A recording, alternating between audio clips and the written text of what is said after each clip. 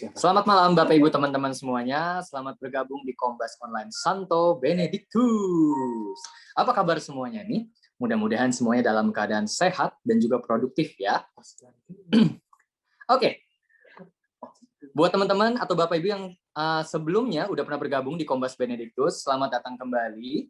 Dan buat Bapak Ibu teman-teman yang mungkin malam ini baru pertama kali nih join di Kombas Benedictus. Halo, salam kenal, nama aku Queen dan aku yang akan membantu menjadi host dan moderator malam hari ini. Nah, Kombas kita malam hari ini kita punya tema. Mungkin Bapak Ibu teman-teman udah dapat broadcast-nya atau mungkin udah dapat e-posternya ya. Kalau malam hari ini kita punya tema Allah Perjanjian Lama, galak dan kejam. Mungkin kalau Bapak Ibu teman-teman udah ngelihat gambarnya ini, kalau di zoom tuh gambarnya juga matanya mengkerut, galak gitu. Jadi apakah statement ini benar? Allah Perjanjian Lama, galak dan kejam. Nah, malam hari ini tema kita akan dibawakan oleh guest speaker kita, yaitu Reverendus Dominus Yohanes Istimur Bayu Aji, atau yang akrab dipanggil Rama Bayu. Halo Rama Bayu. Wih, prok. Thank you so much Rama Bayu sudah menyempatkan waktunya nih untuk bergabung kembali bersama Kombas Benedictus ya. Karena ini Rama Bayu udah datang ke 35 kali kayaknya ya. 3 kali, jangan dilebih-lebihin ya. 31. Dan berikutnya akan datang lagi. 31 ya. 3 Rama. Berarti masih ada 20. Masih ada 28 lagi, 28 lagi ya. Tenang, Thank you so much Rama Bayu berputar. sudah menyempatkan waktunya nih untuk bergabung kembali. Dan sebentar lagi kita akan mulai dengan sharing dari Rama Bayu tentang apakah Allah Perjanjian Lama betul galak dan kejam. Ya, tapi sebelumnya kita akan mulai dengan puji-pujian dulu. Oke. Kita ada videonya ya. Dari Benedictus Voice. Tapi biasanya Benedictus Voice itu live. Hari ini ada performance special ya. Tadi kita udah rekaman. Udah recording dulu. Dan sekarang kita akan putar kembali recordingnya dari Benedictus Voice.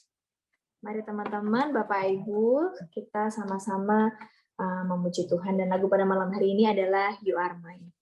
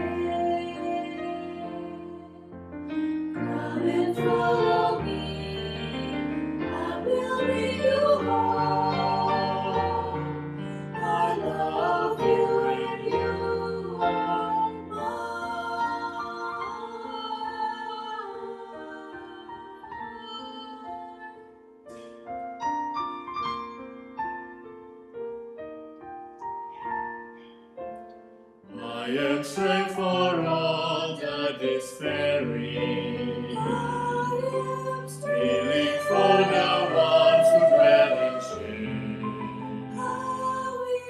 All the blind will see, the lame will all run free, and all will know my name.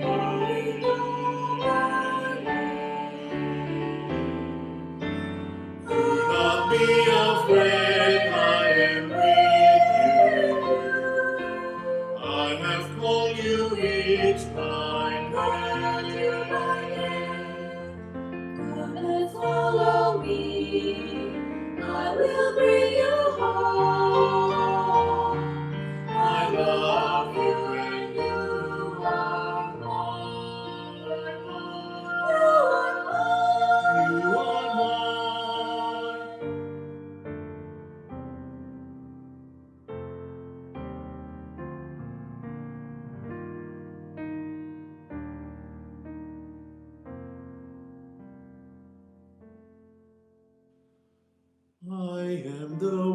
that leads all to freedom. I am the peace the world cannot give. I will call your name, embracing all your pain. Stand up, now walk and live.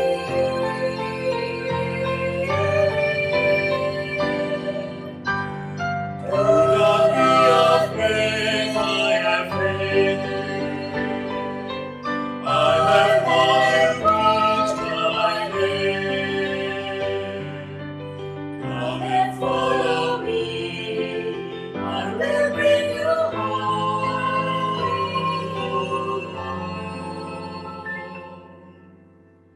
I love you,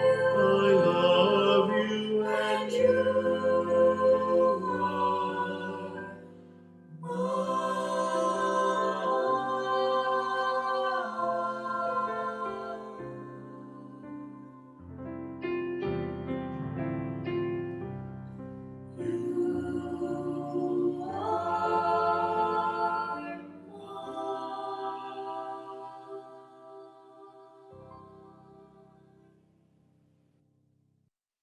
Dilanjutkan doa oleh Ci Anda.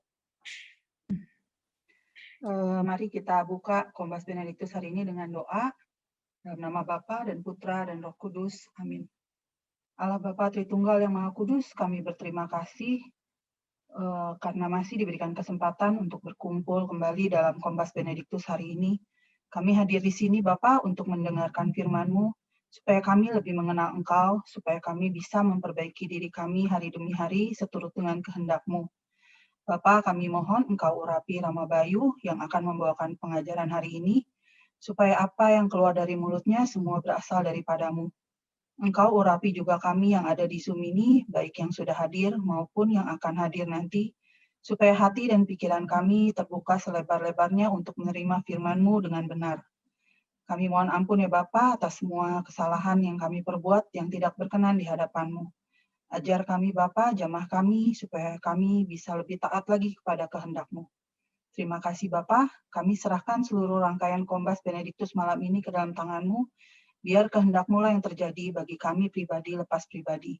Doa ini kami panjatkan hanya di dalam satu nama, Tuhan kami Yesus Kristus, Juru Selamat kami yang hidup dan berkuasa, kini dan selama-lamanya.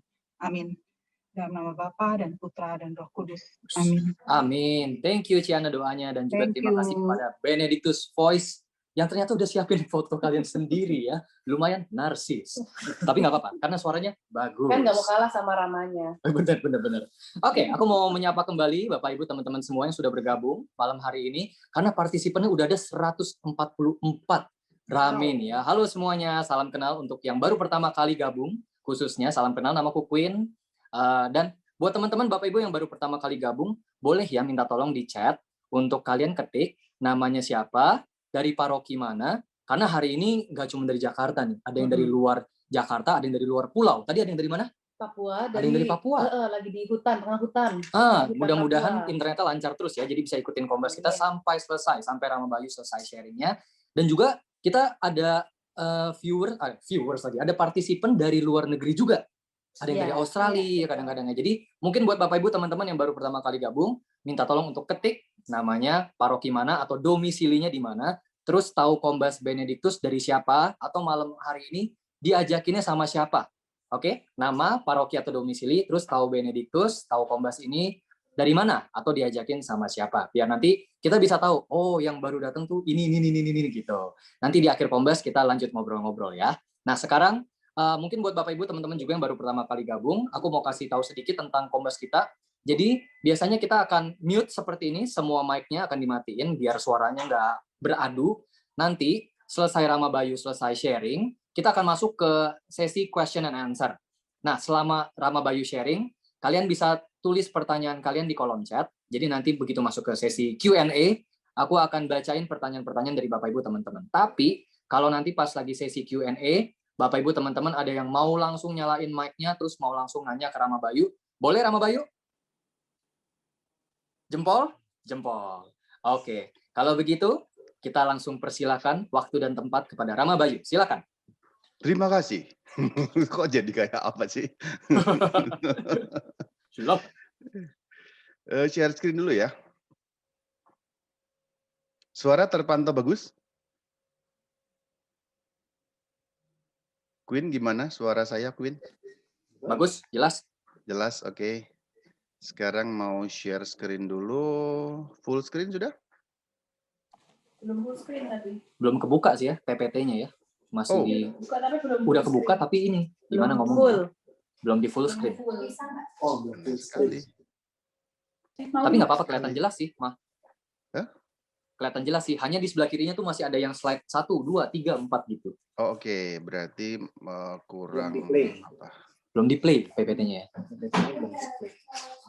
Oh ya. Start from beginning. Muncul. Nah. Harusnya muncul sekarang. Ya. Yes. Thank you, thank you.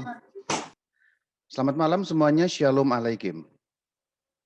Alaihim shalom. Selamat Paskah juga kepada Selamat Paskah, semuanya. Rama Ini Bayu. masih hari Selamat Paskah loh ya, semuanya. karena hari Paskah kan oktav baru besok terakhir dan hari Minggu baru masuk ke Minggu Paskah yang kedua atau kerahiman ilahi. Jadi masih boleh mengucapkan selamat Paskah. Tadi Benedictus Voice ya, nyanyi kan.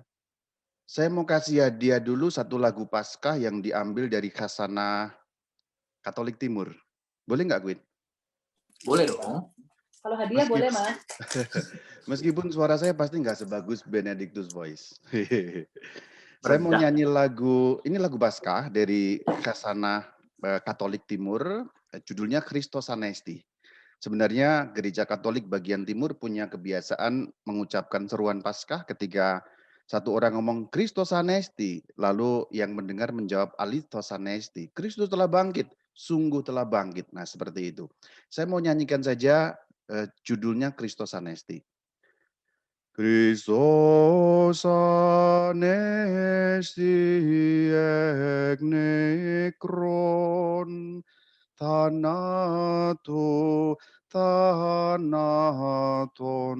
patisas keitisen tismrimasi zoin charisamenos. Itu bahasa Yunani, saya terjemahkan sendiri kira-kira seperti ini supaya tahu artinya.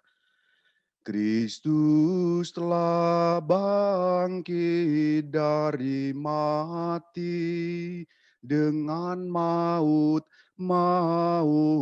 pun binasa. Bagi mereka di kuburan hidup dianugerahkan. Itu terjemahan harafiah, begitu ucapan selamat Paskah dari saya. Oke, semoga tidak membuat sakit kuping ya. Sekarang kita masuk ke tema yang diberikan oleh panitia, yaitu dari komunitas basis Benedictus, judulnya Allah Perjanjian Lama Galak dan Kejam. Ya, serem judulnya. Saya akan mulai menjawab dengan bertanya justru. Jadi menjawab tapi dengan bertanya. Kan judulnya itu sudah pertanyaan ya. Benarkah Allah Perjanjian Lama itu kejam? Itu jawaban saya yang berupa pertanyaan. Itu pertanyaan pertama. Yang kedua, mengapa Allah Perjanjian Lama tampak kejam? Jadi tampak kejam berarti belum tentu kejam. Karena tampaknya itu kan belum tentu kejam ya. Jadi sebenarnya dalam pembicaraan kita sekarang ini kita mau menjawab dua pertanyaan besar ini. Yang pertama, apakah benar-benar Allah Perjanjian Lama itu kejam? Sungguhkah kejam? Benarkah kejam? Sejatinyakah kejam? Atau jangan-jangan nggak kejam? Pertanyaan yang kedua, kalau nggak kejam, seandainya nggak kejam, mengapa Allah Perjanjian Lama itu tampak kejam di mata kita? Jadi nanti kalau kita menjawab dua pertanyaan ini, semoga dapat sedikit membuka khasanah kita untuk membaca Alkitab itu sendiri. Karena banyak orang baca Alkitab, tapi sering nggak tahu ilmu membaca Alkitab. Maka sebenarnya membaca Alkitab yang tanpa ilmu membaca Alkitab bukan salah, Dan juga bukan nggak ada gunanya, selalu ada gunanya. Tetapi begini maksudnya, kalau kita membaca Alkitab dengan ilmu membaca Alkitab yang benar, maka Alkitab tampak lebih jelas. Nah itu maksudnya. Seperti kamu sedang melihat bintang-bintang dengan mata telanjang dan dengan teleskop. Melihat bintang-bintang atau benda-benda langit dengan mata telanjang itu bukan salah. Ya bisa kelihatan, oh itu ada bintang, ada ini dan sebagainya benda-benda langit. Itu akan tetap kelihatan. Seperti orang membaca Alkitab tanpa ilmu juga akan kelihatan, akan bisa mengartikan. Namun untuk melihat yang lebih dalam perlu teleskop. Jadi benda-benda langit kalau kita melihat dengan teleskop akan lebih kelihatan. Hubungan satu dengan yang lain, konstelasinya, susunan apa dan sebagainya dan sebagainya. Begitu pula dengan Alkitab. Tanpa teleskop, dalam hal ini ilmu membaca Alkitab, maka ya akan kesulitan sebenarnya. Sekarang kita jawab pertanyaan yang pertama untuk menjawab judulnya tadi. Benarkah Allah Perjanjian Lama itu kejam dan galak? Gitu. Kita lihat saja. Saya mau tunjukkan bahwa sebenarnya Allah Perjanjian Lama tidak kejam dan tidak galak. Banyak orang berkesimpulan bahwa Allah yang digambarkan dalam Perjanjian Lama itu galak dan kejam. Itu mungkin alasannya beberapa. Satu, tidak membaca Alkitab. Jadi karena nggak pernah baca Alkitab, hanya dengar-dengar. Oh Allah Perjanjian Lama itu galak, ganas, kejam. Cuma dengar-dengar. Jadi ini menelan mentah-mentah semi hoax ya, semi hoax. Jadi nggak pernah baca Alkitab, maka nggak tahu Allah yang digambarkan dalam Perjanjian Lama itu seperti apa. Kemungkinan kedua, baca Alkitab tapi ya males-malesan atau cuman sekali. Membaca tapi cuma sekali. Sehingga nggak terlalu jelas yang digambarkan di dalam Perjanjian Lama tentang Allah. Nomor 3, kemungkinan lain adalah membaca Alkitab tapi nggak punya ilmu. Sehingga tidak punya prapaham. Karena kita membaca Alkitab memerlukan prapaham tertentu untuk dapat menafsirkan dan mengerti kata-kata yang tertulis di dalam Alkitab itu. Karena kata-kata yang tertulis di dalam Alkitab bukan kata-kata yang berdiri sendiri. Ada yang namanya konteks. Nanti akan saya jelaskan konteks yang seperti apa. Itu beberapa kemungkinan. Dan saya langsung menjawab pertanyaan ini. Benarkah Allah Perjanjian Lama itu kejam dan galak? Tidak. Saya langsung jawab tidak dan berani meyakinkan tidak. Allah yang digambarkan dalam Perjanjian Lama atau kita singkat Allah Perjanjian Lama itu tidak kejam dan tidak galak. Catatan sedikit. Kalau saya mengatakan Allah Perjanjian Lama bukan berarti ada Allah Perjanjian Baru yang berarti dua Allah ya. Tidak begitu. Hanya ada satu Allah. Yaitu Allah yang disembah oleh orang Israel dan kemudian yang dilanjutkan juga disembah oleh kita orang Kristen. Jadi kita menyembah Allah yang sama dengan yang disembah oleh orang Israel, Allah Abraham, Allah Ishak, Allah Yakub, atau disingkat Allah Israel. Allah Perjanjian Lama ini hanya satu istilah untuk menggambarkan Allah yang digambarkan atau dituliskan atau diwahyukan dalam Perjanjian Lama. Tentu Perjanjian Baru mewahyukan Allah yang sama. Hanya kita fokus pada Perjanjian Lama saja. Langsung saya jawab tidak kejam dan tidak ganas. Saya bisa tunjukkan beberapa contoh. Ini hanya beberapa. Saya katakan beberapa contoh, bukan semua contoh. Saya bisa tunjukkan lebih banyak daripada yang saya tampilkan di sini. Tapi waktu kita pasti nggak cukup, maka saya pilih beberapa yang cukup meyakinkan bahwa Allah Perjanjian Lama tidak galak dan tidak kejam. Kita kutip dari kitab Exodus atau kitab Keluaran pada pasal yang ke-34, mulai ayat 5, 6, dan seterusnya. Saya bacakan saja teksnya. Turunlah Tuhan dalam awan, lalu berdiri di sana dekat Musa, serta menyerukan nama Tuhan.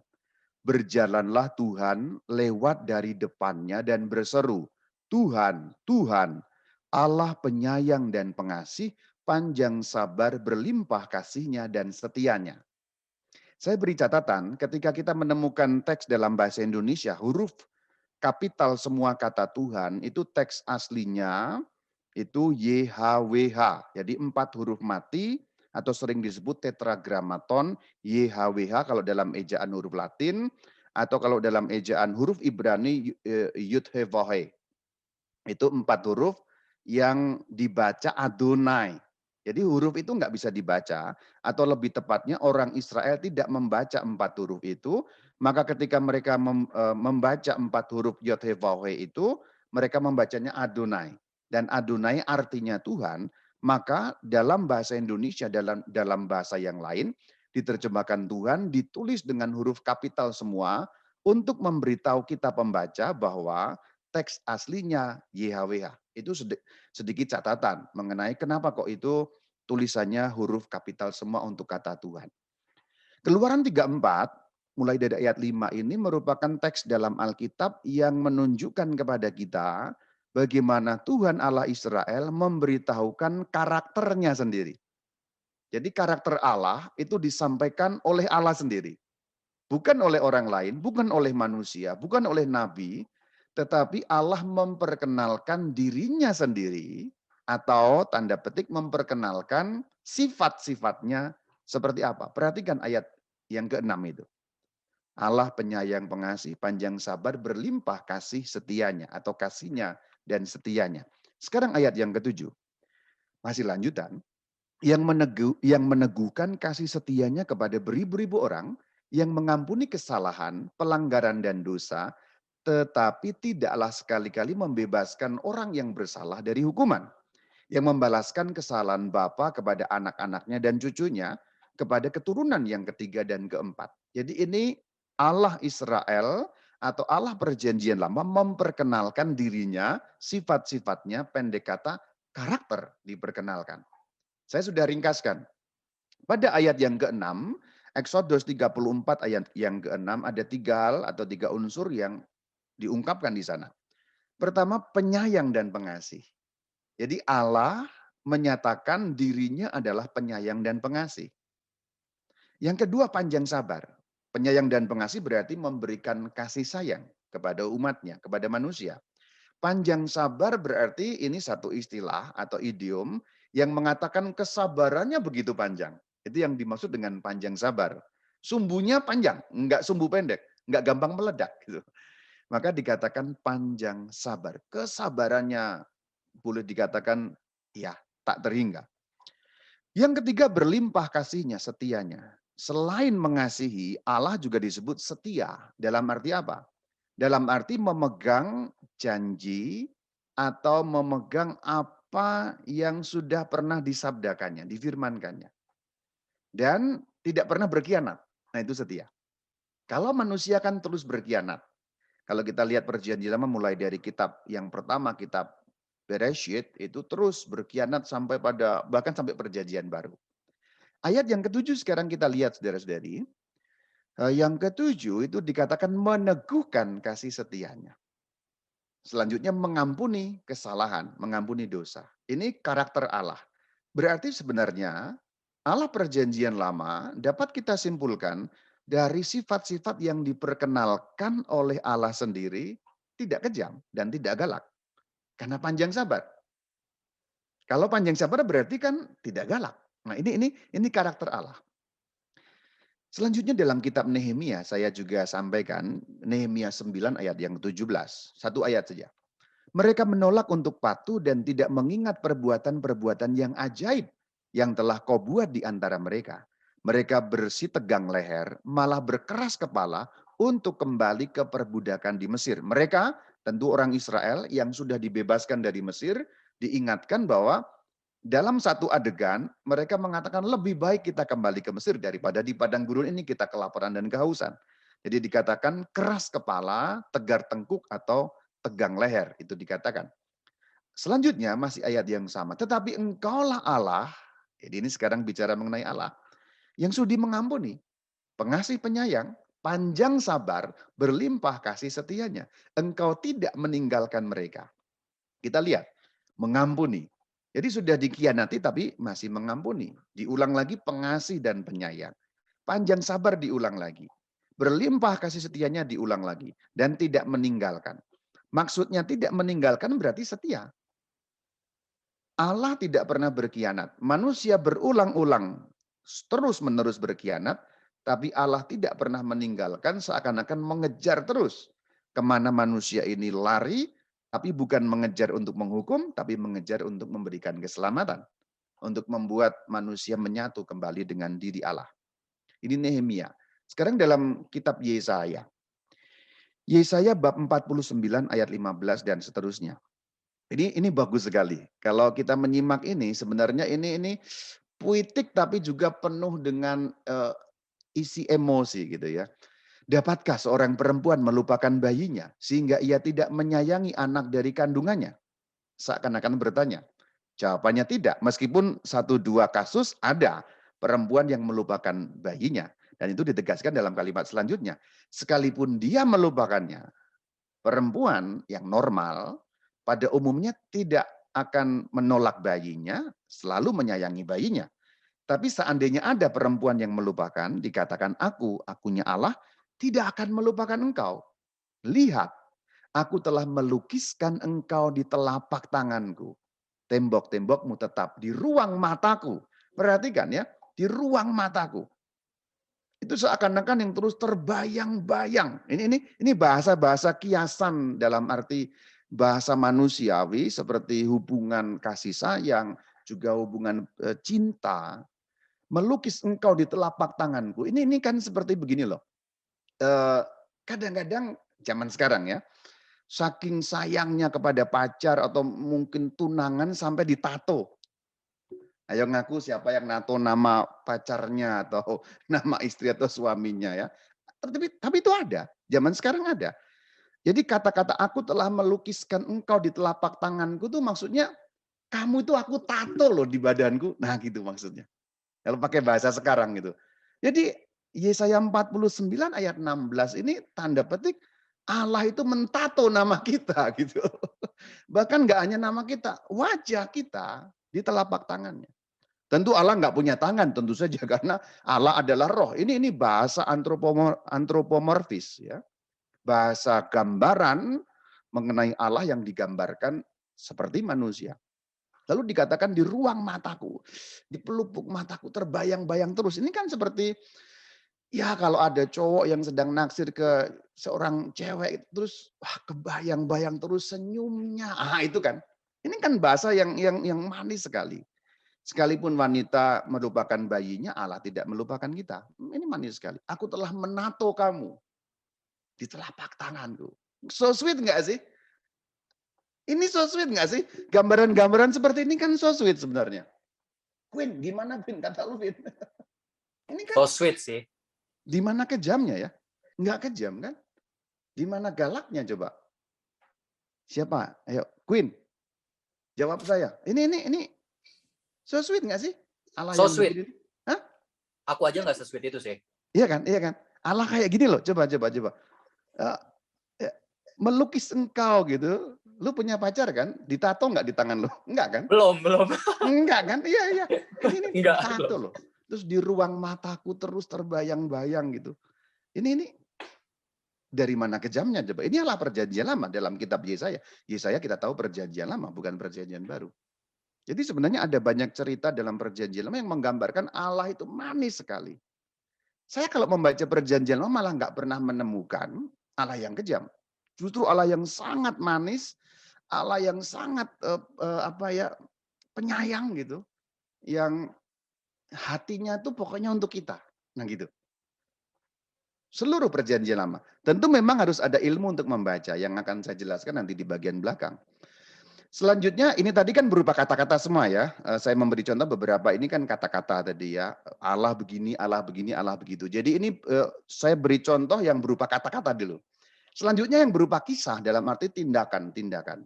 Kita lihat mundur sekarang ke kitab Bereshit, ya, kitab Kejadian. Ini Adam dan Hawa.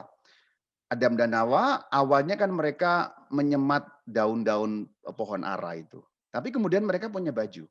Bajunya pakaiannya dari siapa? Kita lihat ceritanya.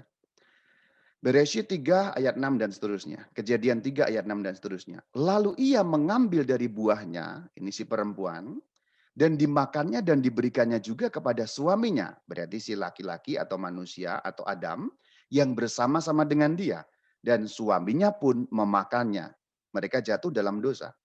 Maka terbukalah mata mereka berdua, Adam dan Hawa, dan mereka tahu bahwa mereka telanjang. Lalu mereka menyemat daun pohon ara dan membuat cawat. Itu tadi gambarnya. Jadi mereka membuat hanya cawat berarti ya, berarti hanya cawat, belum pakaian. Cawat hanya menutupi ya, kemaluan, boleh dikatakan seperti itu ya, atau aurat ya, aurat kalau bahasa tetangga sebelah, aurat ya, kemaluan saja. Hanya berupa cawat, tapi dari daun pohon ara. Itu awalnya. Tapi kemudian kalau kita lanjutkan kisahnya terus ya, ini nyambung sampai kita tiba pada ayat yang ke-21. Setelah ada beberapa firman termasuk ayat 15 yang proto-evangelium itu ya. Keturunanmu, keturunannya, keturunan perempuan itu akan meremukkan kepalamu dan seterusnya itu. Terus nyambung sampai kita tiba pada ayat 21. Dan Tuhan Allah, ingat kapital, berarti itu Adonai, Yod-Heh-Vah-He, Tuhan Allah membuat pakaian dari kulit binatang untuk manusia, Adam, harafiah berarti Adam, jadi kata manusia dalam teks ini, dalam bunyi Ibraninya berarti Adam, dan untuk istrinya itu, Hawa yang belum diberi nama waktu itu, lalu mengenakannya kepada mereka. Perhatikan bagaimana, adegan ini untuk saya sebenarnya apa ya, ini Allah yang so sweet, Allah yang sangat menyayangi. Coba, nanti Anda baca sendiri di rumah bagian teks ini. Sebenarnya kan Tuhan Allah sudah memberi firman, kamu jangan makan buah pohon itu, sebab pada waktu kamu memakannya kamu mati. Tapi kemudian mereka makan dan tidak mati. Apa sebenarnya mereka ini kok tidak mati? Ini bukan berarti omongan atau firman Tuhan kurang sakti, tapi dalam bahasa Jepang jelas dan gampang, tanda petik Allah meringankan hukumannya. Pembacaannya harus begitu. Jadi bukan berarti berarti Allahnya ngibul nih, dibilang kamu pada saat makan akan mati, kok nggak mati gitu. Ternyata kok nggak mati, masih hidup juga, berarti firmannya Allah bohong. Bukan.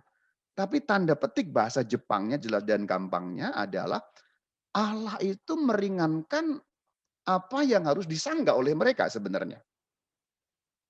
Dan sememberontaknya manusia-manusia itu, manusia-manusia pertama, lihat loh, Allah membuatkan ini perubahannya. Mungkin hanya perlu memandang gambar ini sebenarnya. Kamu lihat saudara-saudari semuanya, teman-teman semuanya. Kalau cawat dari daun itu kira-kira bertahan berapa lama ya? Queen, kebayang nggak Queen? Jawab saya Queen. Belum pernah cobain mah. Jadi belum tahu berapa Kapan-kapan lama. lu eksperimen ya Queen ya. Lu bikin cawat dari daun ara bertahan berapa lama? Langsung lodoh kayaknya sih. Iya. Ya artinya kan apalagi kalau menghadapi berbagai macam musim ya. Artinya itu nggak layak gitu. Artinya cawat dari daun pohon itu kan nggak layak. Cepat rusak, cepat hancur. Dan tentu saja tidak melindungi mereka dari ya serangan hawa dingin dan lain sebagainya. Lalu Tuhan Allah membuatkan pakaian yang tadinya cuman kayak gembel gitu kan pakai cawat. Sekarang diberi pakaian sehingga mereka layak hidup sebagai manusia. Padahal baru saja persis mereka melakukan pemberontakan melawan Allah. Ini Allah yang kejam macam apa? Enggak ada kejam-kejamnya. Gembel kok. Gembel loh ini gambar sebelah kiri. Lo lihat ini gembel. Tapi mereka dimanusiakan sungguh-sungguh. Diberi pakaian sehingga ya mereka terlindung dari cuaca, terlindung dari segala macam. Dan pakaiannya bukan pakaian abal-abal. Ini pakaian dari kulit binatang. Ini tafsirannya kalau kemudian kita bisa perpanjang tafsirannya lebih dahsyat lagi sebenarnya. Kalau ada pakaian dari kulit binatang, artinya ada binatangnya kan? Kalau ada binatangnya untuk dapat diambil kulit binatang itu, artinya apa? Binatang itu harus disembelih lebih dulu. Berarti itu penyembelihan binatang pertama di dunia. Yang artinya apa? Tanda petik, itu kurban penebus salah. Karena kemudian nanti di dalam kitab Taurat, selanjutnya dalam kitab, terutama dalam kitab Keluaran dan Imamat, akan dibahas mengenai kurban. Jadi sebenarnya memang kurban, sebelum manusia membuat kurban, tanda petik Tuhan Allah sudah membuat kurban. Mana ayatnya? Ini, Kejadian 3 ayat 21. Untuk manusia. Jadi ini yang rohani yang lebih dalam dahsyat. Allah yang macam apa itu? Kalau disebut galak dan kejam, tidak sama sekali. Ini sangat sayang. Belum lagi yang tidak saya tulis di sini teksnya, kalau kita membaca pada ayat 15 yang diberi janji itu. Dikatakan keturunanmu ya, dan keturunan si perempuan. Itu konteksnya Allah berfirman kepada ular, tapi juga menyebut keturunan si perempuan. Apa artinya? Berarti ini ada semacam nubuat atau janji bahwa nanti mereka akan memiliki keturunan. Lah katanya mati, tapi kok punya keturunan? Berarti nggak mati. Harapan baru bahwa mereka akan punya keturunan yang akan meremukkan kepala ular. Ini nubuat untuk Mesias. Ini banyak hal yang bisa dibahas eksegese tentang kitab itu, tapi kita kan bukan itu tema kita. Saya hanya mau menunjukkan betapa so sweet-nya Allah yang seperti ini. Ini Allah perjanjian lama. Sejak di halaman-halaman pertama loh ini. Halaman-halaman pertama Alkitab. Sudah seperti ini. Nah itu. Selanjutnya, bagian ini saya yakin banyak terlewat. Saya yakin banyak terlewat. Mengenai cerita Nuh. Ya, mengenai cerita Nuh. Tapi ada satu adegan kecil sekali yang sangat, aduh, kita harus membacanya dengan sedikit perasaan gitu. Kalau kita membacanya dengan perasaan, dengan melibatkan emosi kita, aduh kok bisa Allah seperti itu gitu. Aduh, merinding kita membaca nih. Kejadian 7 ayat 16. Dan yang masuk itu adalah jantan dan betina dari segala yang hidup. Tentang Nuh ya. Seperti yang diperintahkan Allah kepada Nuh. Yang saya beri warna kuning. Lalu Tuhan, Yod-Heh-Vah-Heh, Adonai, lalu Adonai menutup pintu bahtera itu di belakang Nuh. Siapa yang ada di sana selain Queen? JJ, Charlie ada? Siapapun boleh menjawab. Ada semua? Ada Oke, Mas. oke. Keinget nggak ayat ini? Atau mungkin pernah baca tapi ternyata begitu ya gitu. Kebayangnya apa kalau begini nih? Tuhan menutup pintu bahtera itu.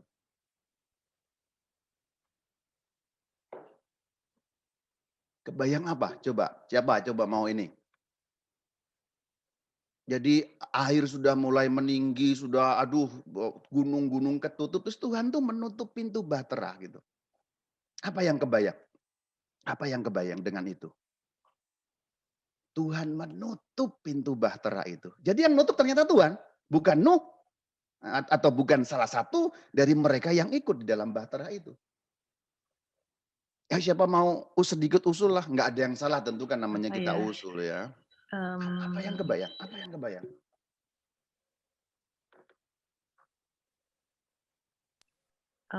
Ya berarti Tuhan mau melindungi Nuh dan keluarganya dan keturunannya ya, Ma? Oke. Ya betul. Terus kebayang nggak itu air mulai tinggi, banjir bandang global ya, universal gitu. Terus ini kan kira-kira begini, coba digambarkan. Ini saya juga buka ininya ya. Tuhan tuh melihat sekeliling gitu, semua tenggelam, semua hancur. Aduh ini semua yang kuciptakan karena kerusakan dan dosa-dosa mereka harus hancur seperti ini.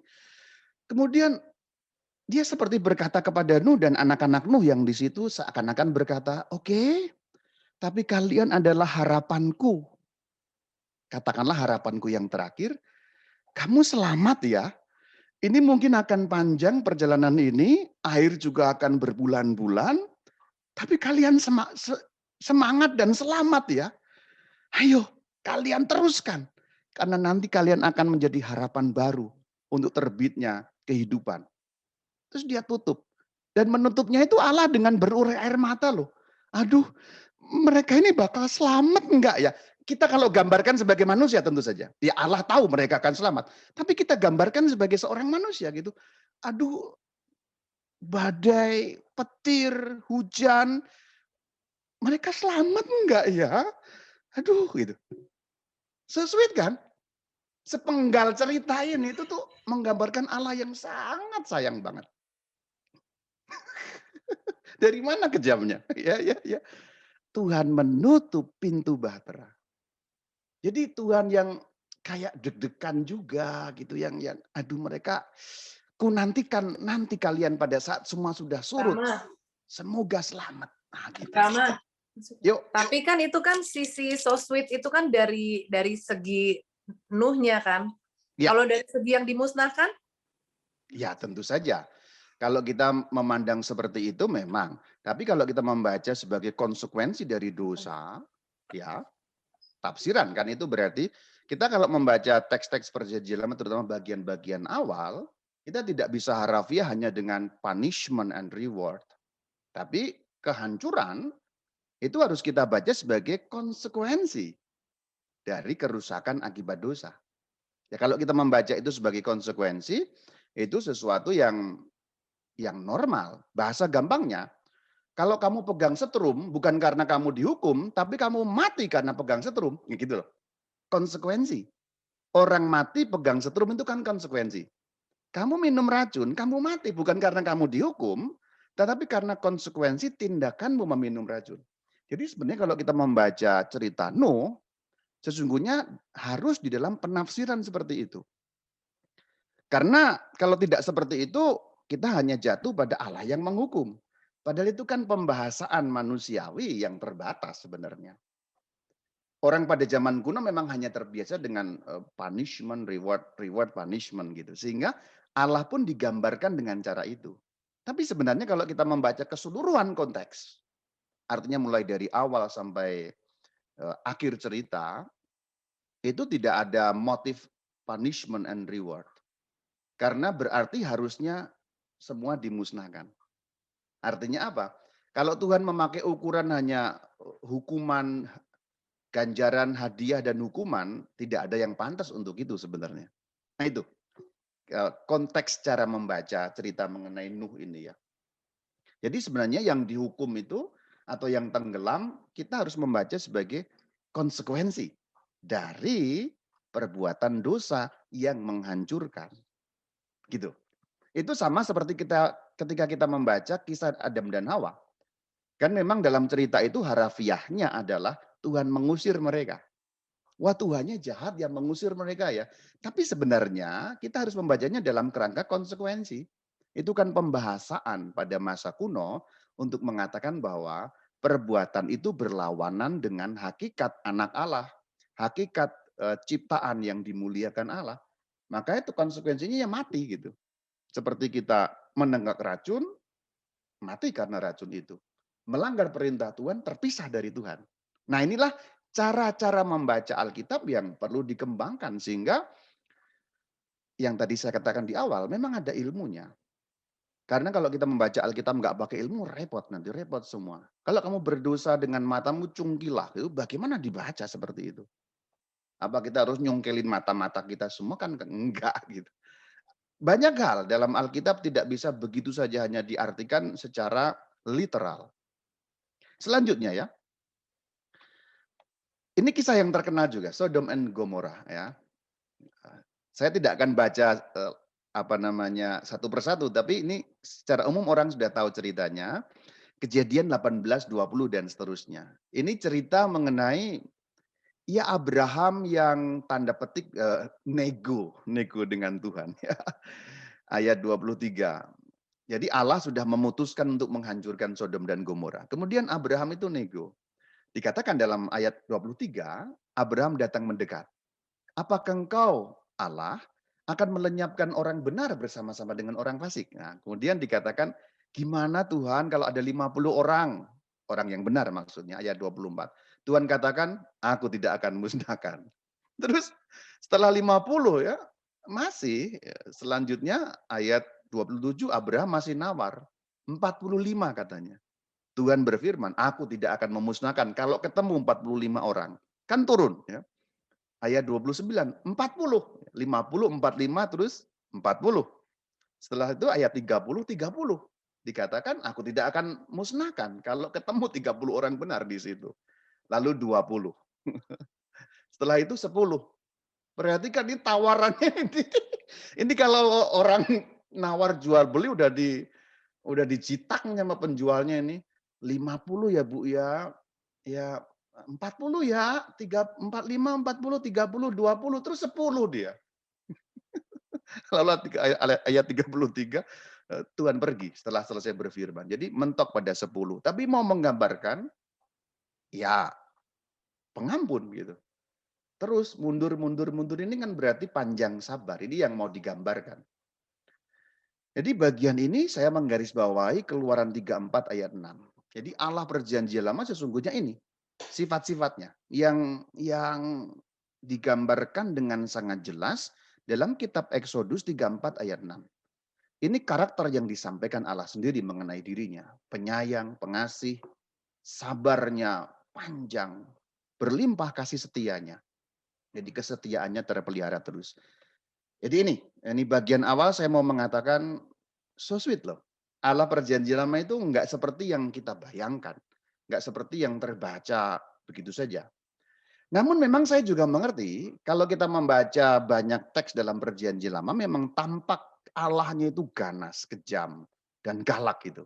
Maka pertanyaan kedua yang perlu kita jawab, mengapa Allah perjanjian lama tampak kejam? Kan kita sudah menjawab di bagian pertama, enggak kok, enggak kejam, enggak galak. Tapi kok tetap aja tampak kejam.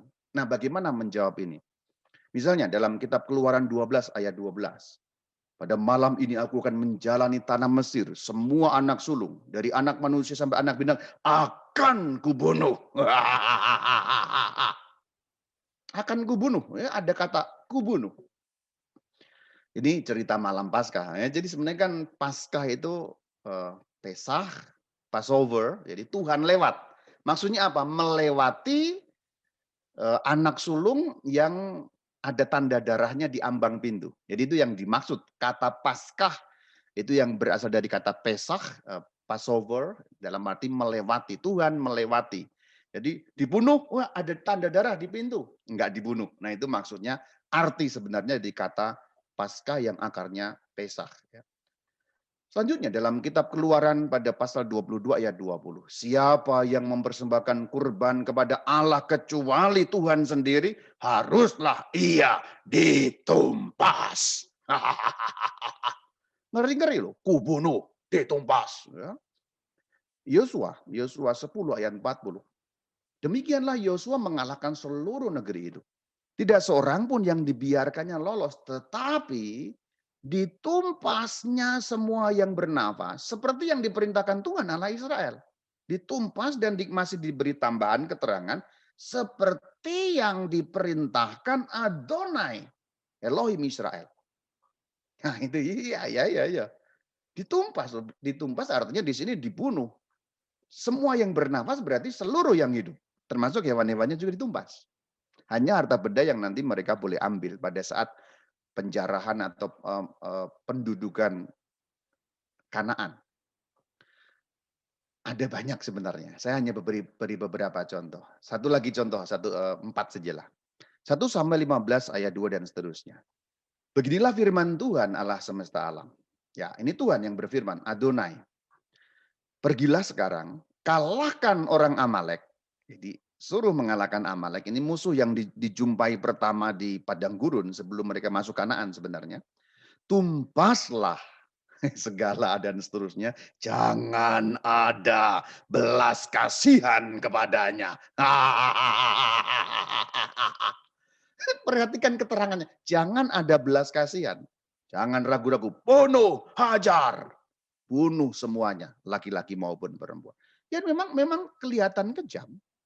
Tadi yang saya katakan so sweet apa ya, kok kemudian seperti berbalik ini, apakah split personality atau gimana gitu. Tumpas, bunuh, ya dan seterusnya. Bagaimana menjawab ini? Ada 2 upaya menjawab, ada 2 hal yang perlu kita ketahui sebagai ilmu membaca Alkitab. Yang pertama, ini idiom atau istilah, Allah menyejarah. Yang kedua, wahyu terikat konteks, yaitu konteks ruang dan waktu. Nah, di sini nggak terlalu Jepang nih. Nggak terlalu Jepang. Jadi saya sedikit agak filosofis, karena ini agak sulit dijepangkan, tapi nggak apa-apa, ya, supaya kita juga meningkat. Jadi ada 2 hal yang perlu kita catat ketika membaca Alkitab, terutama kisah-kisah perjanjian lama di dalam konteks penaklukan dan peperangan. Ini semua yang tadi saya tunjukkan, dan hampir seluruh yang terlihat kejam itu atau tampak kejam, tampak galak, tampak ganas itu hampir semua konteksnya adalah konflik, pertempuran, perseteruan dengan bangsa lain. Nah, contoh kalau kitab Keluaran itu kan berarti apa? Itu perseteruan dengan bangsa Mesir kan berarti kan. Itu tanda petik peperangan meskipun bukan dalam arti perang benar-benar Israel kan dikejar gitu ya. Israel dikejar, mereka mau dibunuh ya, itu dalam arti konflik ya. Kemudian kalau kita membaca Yosua ini pertempuran. Ini konteks-konteks pertempuran. Pertempuran melawan orang-orang yang menghuni Kanaan pada waktu itu. Nah, juga kitab Samuel dengan orang Kanaan, dengan orang Amalek yang sejak awal ketika mereka masih di padang gurun, katakanlah ya terus bermusuhan ya. Jadi ini konteks yang dibicarakan umumnya adalah konteks peperangan, pertempuran, konflik. Nah itu. Maka dua hal ini mau saya jelaskan ya secara sekilas lah. Pertama, saya juga mengutip KGK 69 yang memberi keterangan sedikit mengenai hal ini. Jadi jawaban ini sebenarnya saya uraikan dari jawaban Gereja Katolik di dalam Katekismus nomor 69. Allah mewahyukan diri kepada manusia dengan cara menyampaikan misterinya kepadanya, kepada manusia maksudnya secara bertahap. Jadi kata secara bertahap ini penting. Karena ini akan menjadi cara kita menelaah kitab-kitab yang bernada kekerasan, bernada kejam dan galak. Jadi kata bertahap. Dan ini diuraikan dengan dua hal tadi itu, Allah yang menyejarah, wahyu Allah yang terikat pada konteks ruang dan waktu. Kita bahas yang pertama, Allah menyejarah. Ini idiom ya. Apa sih maksudnya? Saya gambar dengan bagan seperti itu. Itu untuk menjelaskan satu idiom Allah yang menyejarah. Yang warna merah itu saya gambarkan itu budaya manusia, kultur atau kehidupan manusia. Sejarah manusia dengan seluruh perkembangannya. Saya gambarkan dengan garis warna merah itu ya, ke kanan, panah. Itu artinya apa? Menggambarkan apa? Bahasa, seni, teknologi, perhubungan, paham, cara berpikir, cara hidup, cara berrelasi, dan seterusnya. Disingkat dengan satu kata, culture, kultur, budaya. Budaya itu kalau dalam bahasa Indonesia hanya dibayangkan itu kesenian. Bukan, budaya itu bukan hanya kesenian, ya, macam-macam. Bahasa itu budaya, teknologi itu budaya, cara berpikir kita itu budaya, cara hidup, cara berrelasi, ilmu pengetahuan itu juga bagian dari budaya. Pendek kata, perkembangan manusia. Manusia itu kan berkembang ya. Dulu primitif, makin berkembang, sekarang canggih banget gitu. Jadi ada perkembangan sejarah manusia.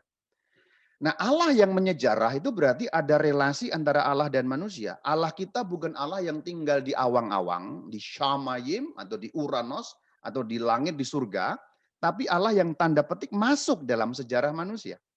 Memasuki sejarah. Maka dikatakan Allah berfirman, Allah menuntun umatnya, Allah menyelamatkan. Itu berarti Allah memasuki waktu, memasuki kurun waktu. Allah tidak berwaktu. Ini agak filosofis ya. Allah dalam dirinya sendiri tidak berwaktu tentu saja. Allah hidup di dalam waktu kekekalan. Tetapi dengan Allah berfirman kepada manusia, dengan berrelasi kepada manusia, memberi petunjuk, menyelamatkan. Yang contoh dalam kitab Exodus, Allah memukul anak sulung Mesir, berarti kan Allah memasuki waktu. Yang tidak berwaktu memasuki waktu. Seperti juga kalau kita nanti ke perjanjian baru, itu sangat diungkapkan di dalam liturgi kita, liturgi dalam misa, lex credidi, lex orandi, yang tidak berwaktu memasuki kurun waktu dalam privasi Natal untuk menjelaskan inkarnasi Yesus Kristus, firman yang menjadi manusia. Jadi itu yang dimaksud Allah yang menyejarah. Justru karena itulah Allah tampak menjadi kejam.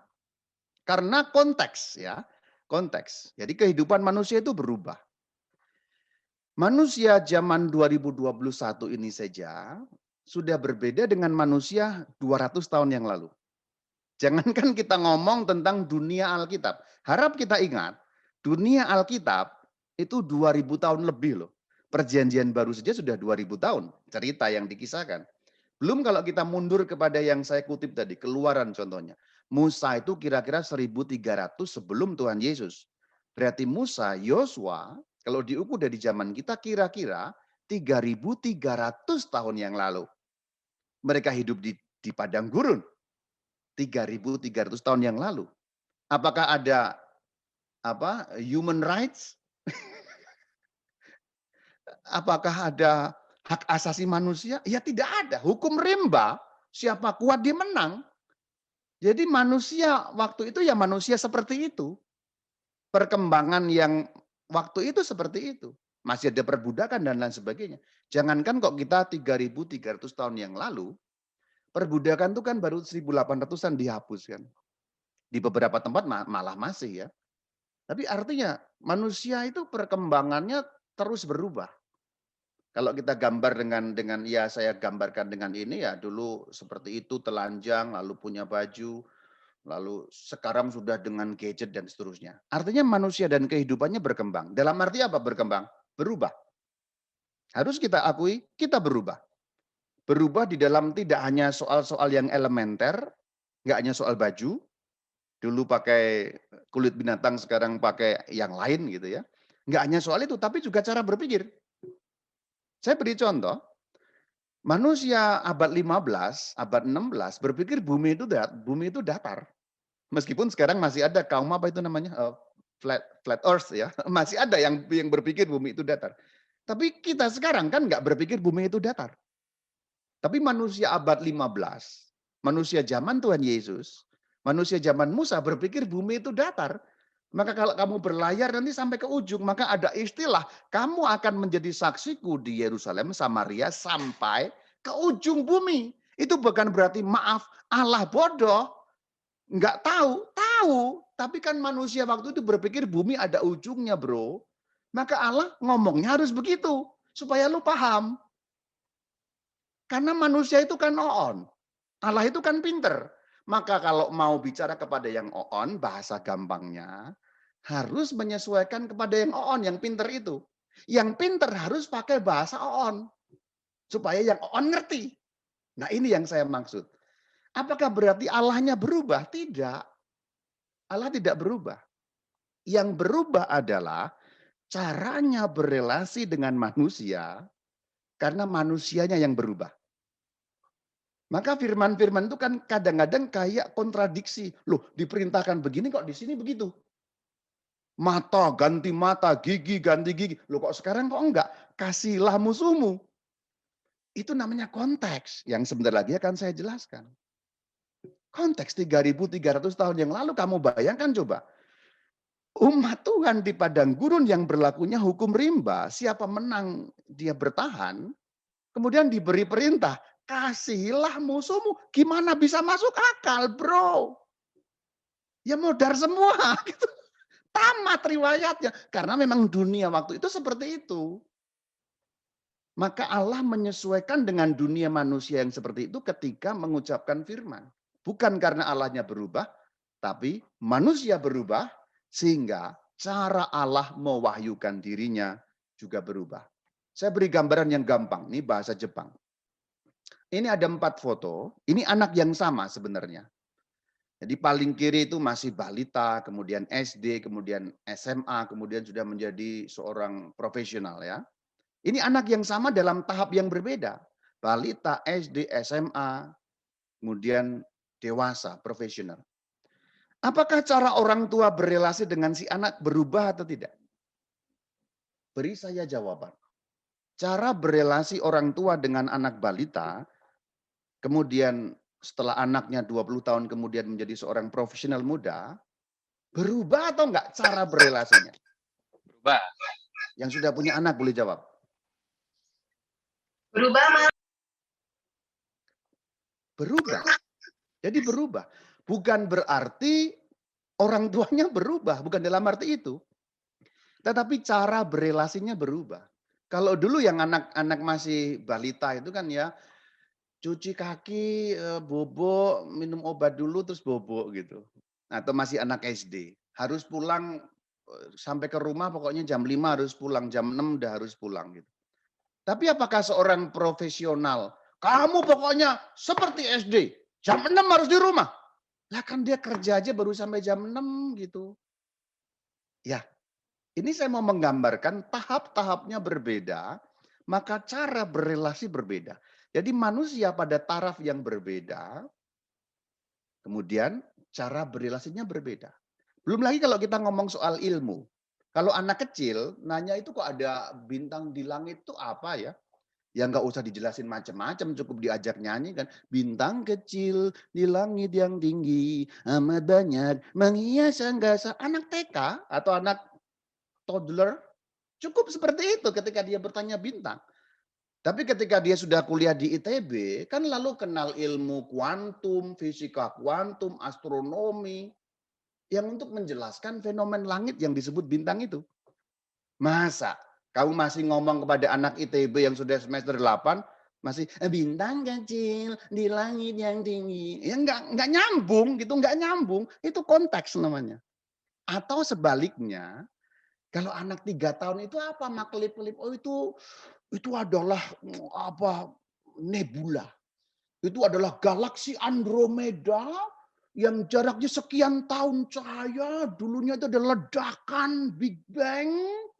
Kemudian ada debu-debu partikel di angkasa. Anak 3 tahun lu ngomong begitu, keriting itu bocah. Lalu mana yang benar dari keduanya? Semuanya benar. Karena menyesuaikan dengan yang diajak bicara. Nah ini sebenarnya. Allah menyesuaikan dengan yang diajak bicara. Seperti yang dinyatakan dalam KGK 69 tadi. Allah bicara secara bertahap. Enggak langsung. Maka ketika dunianya waktu itu dunia keras.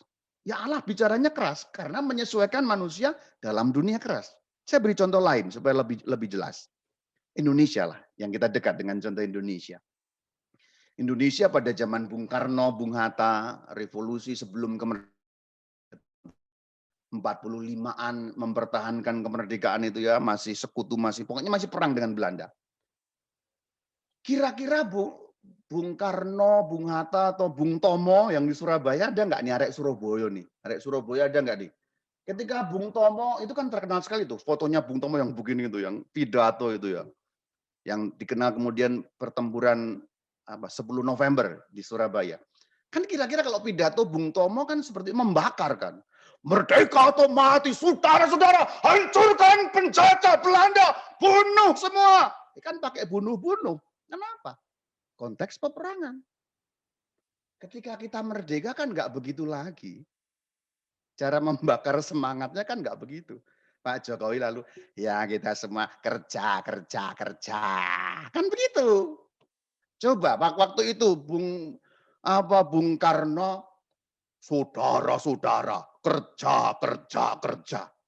Mau kerja apa orang kita perang? Menghadapi Belanda kok kerja.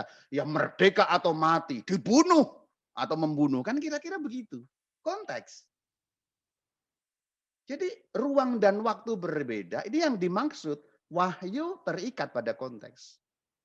Jadi ayat-ayat yang tadi tampak keras tadi ada ikatan konteks ya, ruang dan waktu. Apa yang dimaksud ruang? Ruang itu wilayah atau tempat ya, konteks Timur Tengah. Sedangkan kan kita sekarang konteksnya non Timur Tengah. Kemudian waktu berarti apa? Ya 2000 tahun yang lalu atau lebih bahkan. Jadi ketika membaca Alkitab kita tidak bisa mengukur begitu saja ayat-ayat dalam Alkitab itu menurut konteks kita, ruang kita, tempat kita sekarang, Indonesia tahun 2021. Itu salah tulis ya. Konteks kita 2021, Masehi.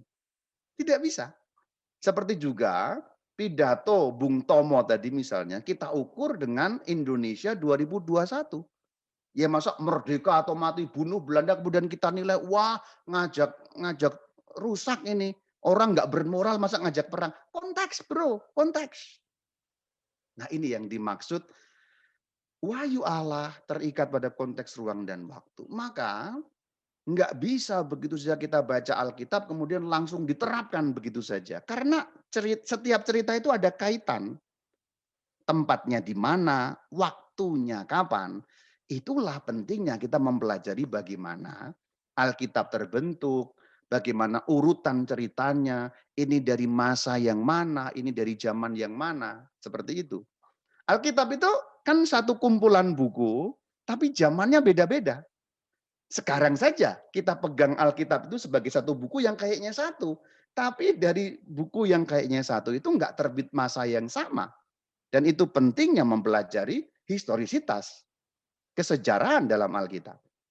Sedikit promosi, kalau kamu yang pengen tahu bagaimana Alkitab seutuhnya dalam waktu singkat, kira-kira hanya butuh waktu 8 jam, buka saja klik channel YouTube Katkit dengan playlist yang berjudul Alkitab 8 seri.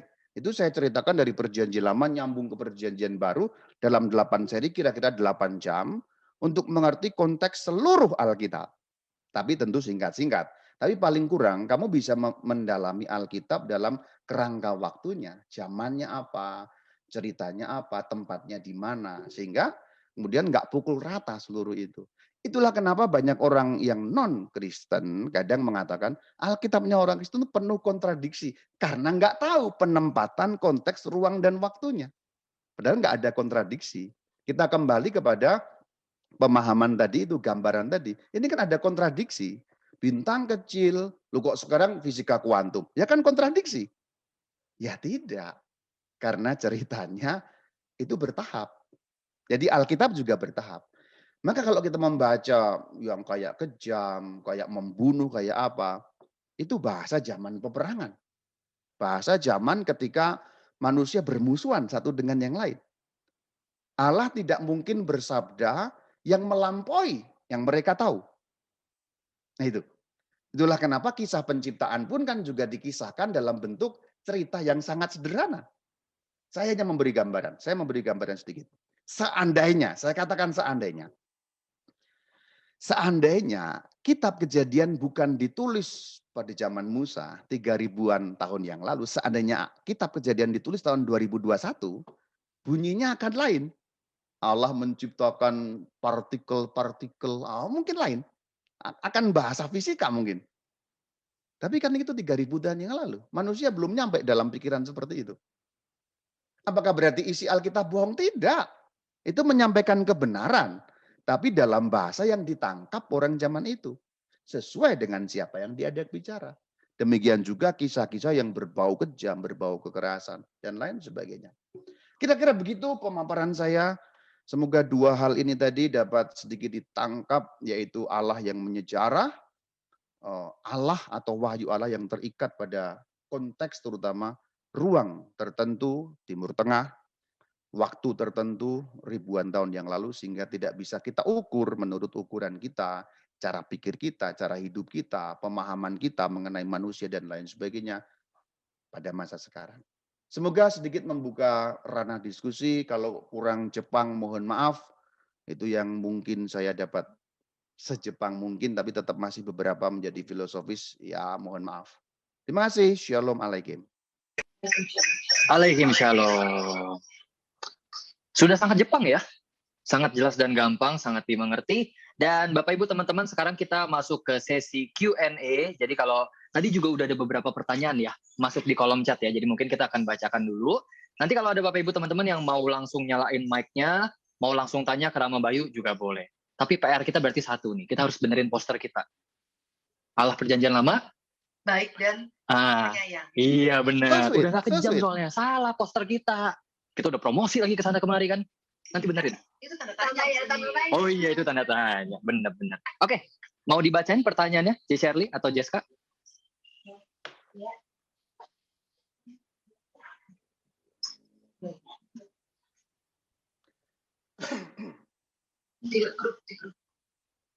Sebentar ya. Ini ada yang nanya nih, Mah. Rama, di mana bisa didapatkan kitab tradisi suci Katolik, bapak-bapak gereja, misalnya Irenaeus, Eusebius, Hieronymus, dan seterusnya? Di Indonesia nggak ada ya. Belum ada yang menerjemahkan dalam bahasa Indonesia. Belum ada ya, Mah? Iya, mungkin kalau di dalam bahasa Inggris ada banyak mencari di Amazon mungkin ada ya. Tapi dalam bahasa Indonesia belum ada yang menerjemahkan itu. Tapi sebenarnya begini, Sedikit-sedikit sudah ada di dalam KGK. Jadi sebenarnya KGK itu juga berisi kutipan dari para bapak gereja yang dikutip sedikit untuk menjelaskan beberapa poin-poin dalam KGK. Jadi kalau mau awalan sebenarnya menurut saya baca KGK dulu. Ya, karena kalau membaca yang lain-lain mungkin akan menjadi terlalu luas, tapi baca KGK dulu itu sebagai landasan awal. Menurut saya begitu. Kalau KGK ada dalam bahasa Indonesia, itu bisa dibeli ya mungkin ini bukan promosi, nggak ada endorse-nya ya. Mungkin di toko obor, tapi juga di dalam bahasa Inggris, dalam bahasa Latin, itu sudah ada juga di situsnya Vatikan, vatikan.va.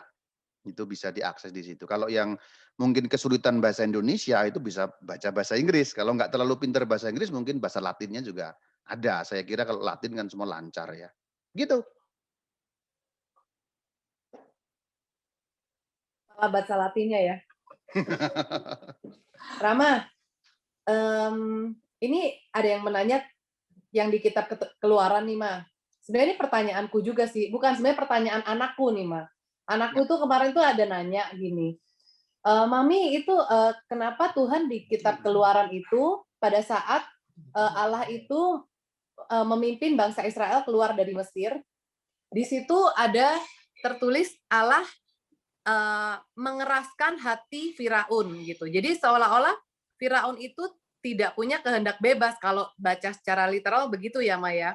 Maksudnya Allah itu jadi yang mengendalikan Firaun supaya Allah itu bisa meinikan tulahnya gitu loh. Ya, betul. Itu pertanyaan bagus. Memang ada teksnya begitu dan harafiah berbunyi begitu. Allah mengeraskan hati Firaun, ya. Itu bacanya Firaun, ya. Jadi seakan-akan Allah yang membuat hati Firaun itu keras gitu kan. Berarti Firaun itu bukan bertindak menurut maunya sendiri. Seakan-akan begitu kan, seakan-akan begitu. Tapi ini sebenarnya gaya bahasa. Ini gaya bahasa. Kalau dalam bahasa Jawa itu namanya ada ngelulu. Atau kalau bahasa Sunda ada itu, namanya nyungkun. Jadi bahasa nyungkun itu gaya bahasa untuk menggambarkan sesungguhnya ada dua hal yang mau digambarkan. Nomor satu, Fir'aun itu sudah keras dari semula sebenarnya. Sudah keras dari semula. Terus kalau kita kayak manusia, kalau itu kan di dalam kitab Keluaran, terutama dalam kitab Taurat, Allah kan sering digambarkan dengan gambaran antropomorfisme. Allah, antropomorfisme itu dari dua kata, antropos dan morfem. Antropos manusia, morfem bentuk. Jadi Allah seakan-akan berbentuk manusia. Maka Allah bisa marah, bisa apa, dan seterusnya. Jadi dalam bahasa gampangnya gini loh, Fir'aun itu sudah diberi banyak kesempatan, terus akhirnya kayak kalau kita nasihatin anak, ya. Ayo jangan ke situ, nanti itu kotor, apa terus. Kalau udah diperingatkan berkali-kali, lalu seakan-akan kita ngomong, ya udah kamu di situ aja, biar kotor sekalian. Kira-kira begitu. Jadi bahasa Allah mengeraskan hati Fir'aun, itu mau menjelaskan dua hal. Pertama memang Fir'aun sudah sejak awal, terus, dan itu makin meningkat kerasnya hati. Nomor dua, mau mengatakan dalam iman Israel, Allah itu maha kuasa. Allah bahkan musuh Israel pun pada waktu itu kan Fir'aun, yang digambarkan dalam lambang Fir'aun, itu dikuasai oleh Allah. Itu yang mau digambarkan sebenarnya. Tapi itu namanya gaya bahasa. Jadi gaya bahasa itu tidak bisa literal dibaca begitu saja. Apakah gaya bahasa itu hanya ada di Alkitab? Tidak, di semua bahasa. Karena unsur utama dari Alkitab itu kan bahasa, yaitu teks yang tertulis. Berarti kan bahasa di situ. Maka gaya bahasa juga punya peran di sana. Itu saya bisa juga beri perbandingan dalam bahasa Indonesia kan ada banyak gaya bahasa seperti itu kan. Ada beberapa gaya bahasa yang sebenarnya maksudnya apa tapi ditulisnya apa gitu. Jadi itu artinya itu tadi, dua hal tadi itu. Semoga sedikit jelas. Thank you Rama. Nanti saya bilang sama anak saya deh, Ma. Biar kalau ditanya tuh bisa jawab, Ma. Rama, ini kayaknya menjawab pertanyaan juga, pertanyaan ketiga nih yang Allah membela umat Israel keluar dari perbudakan Mesir. Nah, tapi mengapa Allah membela bangsa Israel? Bukankah semua manusia itu ciptaan Allah? Tapi kenapa seolah-olah Allah itu pilih kasih gitu, walaupun memang Israel adalah bangsa pilihan gitu. Pertanyaannya apa? Pertanyaannya itu kenapa Allah itu ngebelanya hanya bangsa Israel, bukanlah semua manusia itu ciptaan Allah. Ya, lalu Iya itu mah kenapa Allah itu membela hanya bangsa Israel gitu dan kenapa hanya Israel, sedangkan kok bangsa yang lain kok nggak dibela ya gitu? gitu. Sedangkan mungkin dari Ya, antara orang Mesir atau orang-orang bangsa yang lain itu banyak orang juga yang mungkin ya. baik atau apa gitu. Jadi ini harus kita baca dalam kerangka keseluruhan. Karena hanya orang Israel yang pada waktu itu menyembah Allah. Artinya, ini bukan berarti pilih kasih. Berarti dengan menyembah Allah, berarti mereka tunduk pada kekuasaan Allah. Tunduk pada kekuasaan Allah berarti menikmati perlindungan Allah. Sedangkan bangsa-bangsa yang lain itu menyembah Tuhan yang palsu, ya, menyembah dewa-dewinya sendiri. Itu satu gambaran untuk menggambarkan bangsa-bangsa lain kehilangan kemuliaan sebagai anak-anak Allah. Bangsa-bangsa yang lain, bahasa gampangnya tidak pro kepada Allah, tidak ikut rombongannya Allah, gitu. Mereka keluar dari kehidupan dengan menyembah dewa-dewa yang lain. Jadi sebenarnya itulah konteks besarnya. Kenapa Israel itu yang dibela oleh Allah? Karena mereka kan sebenarnya yang menyembah Allah. Sedangkan bangsa-bangsa lain kan macam-macam ya sesembahannya. Orang Mesir nyembah Ra, dewa-dewa mereka Anubis segala macam. Kemudian orang-orang Kanaan menyembah Baal, orang Persia menyembah Ahura Mazda. Itu Allah-Allah lain. Menyembah Allah lain berarti berkhianat terhadap Allah yang esa. Satu-satunya Allah yang diyakini oleh orang Israel, ya, yang diyakini oleh orang Israel sebagai satu-satunya Allah. Jadi sebenarnya konteks membacanya begitu, bukan berarti pilih kasih. Tapi bahasa gampangnya, loh kamu kan tidak memilih Allah, berarti kamu ya tidak menikmati perlindungan Allah. Itu saja sebenarnya. Bahasa gampangnya begini, kalau ada perahu, perahunya Tuhan, perahunya Allah, orang Israel itu tinggal dalam perahu itu. Bangsa-bangsa yang lain lompat keluar dari perahu. Lalu jangan bilang, loh kok saya kok nggak dibela? Lah kamu lompat. Nah itu cara membacanya. Nah inilah gunanya ilmu Alkitab gitu. Jadi konteks besarnya kita harus tahu sehingga detil-detil itu menjadi mudah kita baca dengan membaca menggunakan teropong konteks besarnya itu. Tadi bahasa gambarannya itu Allah punya perahu, yang tinggal di perahu itu hanya orang Israel. Bangsa-bangsa lain itu berlompatan keluar, jatuh ke laut. Ya jangan bilang saya tenggelam, Allah tidak adil. Lah kamu yang lompat. Kamu tidak tinggal dalam perahu Allah. Kira-kira kiasannya seperti itulah untuk menggambarkan. Seperti itu. Oke Rama, thank you. Terus pertanyaan kelima, apakah faktor penulis juga berpengaruh dalam menyampaikan pribadi Allah, Rama? Ya, tentu saja karena penulis juga punya konteks ruang dan waktu, punya keterbatasan. Begini, firman Tuhan itu menyampaikan sesuatu yang abadi, sesuatu yang luhur, tetapi menggunakan sarana manusiawi, otak manusia yang terbatas, pikiran manusia yang terbatas, pengetahuan manusia yang terbatas, sehingga sesuatu yang sangat besar, sangat agung, sangat luar biasa itu hanya bisa diterjemahkan menurut bahasa manusia yang terbatas. Jadi ada pengaruhnya juga. Ada pengaruh pada waktu itu. Sehingga penulis-penulis itu juga terbatas pengetahuannya. Sedangkan yang mau disampaikan Allah kan tanda petik nggak terbatas. Kan sebenarnya ada kesenjangan di situ. Allah mau menyampaikan sesuatu yang luar biasa besar, melampaui pikiran kita, tapi harus menggunakan media atau bahasa yang sangat terbatas. Apa enggak konslet tuh? Ya konslet. Nah itulah yang terjadi sebenarnya. Maka ada istilah ujung bumi segala itu kan sebenarnya kan itu kesenjangan. Allah sudah tahu tentu saja. Allah sudah tahu bumi itu enggak berujung. Tapi ketika Allah mengatakan ujung bumi ya karena manusia pada waktu itu pikirannya memang bumi ada ujungnya. Tadi contoh yang sudah saya sebut. Jadi seperti itu. Ada pengaruh juga dalam konteks itu penulis. Tapi penulis itu juga dipakai Allah di dalam tuntunan Roh Kudus. Maka kebenarannya tidak mungkin salah. Tetapi kebenaran yang tidak mungkin salah itu disampaikan dalam bahasa yang terbatas. Itu kata kuncinya. Bahasa yang terbatas, yaitu bahasa manusiawi. Begitu. Oke, Mah. Thank you. Pertanyaan selanjutnya, Rama, apa sih kesalahan terberatnya Musa sehingga Musa tidak diizinkan Allah masuk ke tanah terjanji? Kesannya Allah kejam terhadap Musa yang sudah susah payah mengiringi bangsa Israel selama 40 tahun. Ya, nanti silakan dibaca kitab Taurat, Kejadian, Keluaran, Imamat, Bilangan, Ulangan, akan ketemu nanti salahnya Musa. Ya, tidak taat ya, Maya. Kan sudah ada dalam teks. Kalau itu nggak perlu ditafsir itu. Dalam teks sudah ada. Rama, tadi Rama menerangkan bahwa isi Alkitab terikat ruang dan waktu. Jika kita hubungkan kehidupan kita saat ini yang begitu modern, sehingga otomatis dosa-dosa yang kita buat juga boleh dibilang dosa modern, apakah dosa modern kita ini bisa dihukum oleh hukum Taurat? Bagaimana menurut Rama? Ya, bisa. Karena yang disampaikan dalam Taurat itu kan ada beberapa hal yang juga mencakup dosa-dosa modern. Artinya apa? Pembahasannya mungkin lain sekarang ya. Tapi berzina apa itu kan tetap masih sama toh. Esensinya masih sama. Ada banyak hal yang dibahasakan dalam konteks ruang dan waktu 2000 tahun yang lalu, tapi esensinya nggak berubah gitu.